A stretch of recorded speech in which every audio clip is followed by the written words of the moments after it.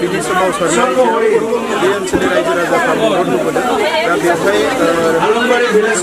निफ्राय लामाफोरखौ बानायनाय जाबाय, नाथाय मोनसे ब्रिज बानायनाय जायाखैमोन, जायनि थाखाय बेवहाय थांलाय फैलाय खालामनाय फरायसा आबादारि ट्रेक्टर लांनाय बायदिसिना उसुबिदा जायो। दा बेखौ नुनानै जोंनि MCLA पबित्र बर' बिथां आरो हानजानि मानसिफ्रा बुंबाय थादोंमोन आरो बेखौ बावैसो जोङो 1,80,00,000 रांजों बेखौ लुनायनि थाखाय थाम-थिम खालामनाय जादों आरो बिदिनो दिनै अन्थाइ खुन्था गायसननाय आरो थाबैनो बे दालांखौ लुफुंनो हानाय जागोन।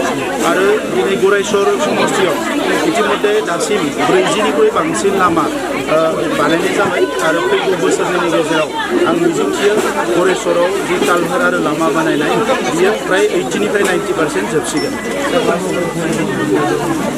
पुथिमारि दैसानि दालांखौ जोङो अलरेडि चिफ मिनिस्टार बिथांनो बुंनाय जादों जे गरायसर आरो तामुलपुरनि जि कानेक्सन बेखौ खालामनो थाखाय पुथिमारि दैयाव गोदान मोनसे दालां नांगौ आरो बियो मोनसे कनसिडारेसनाव थांगासिनो दङ। आं मिजिंथिदों बे दालांखौबो जोङो थाबायनो हागोन, मानोना लामाया अलरेडि जोंहा तामुलपुरनि DC अफिसनिफ्राय गरायसर फारसे लामाखौ बानायबोगासिनो दङ।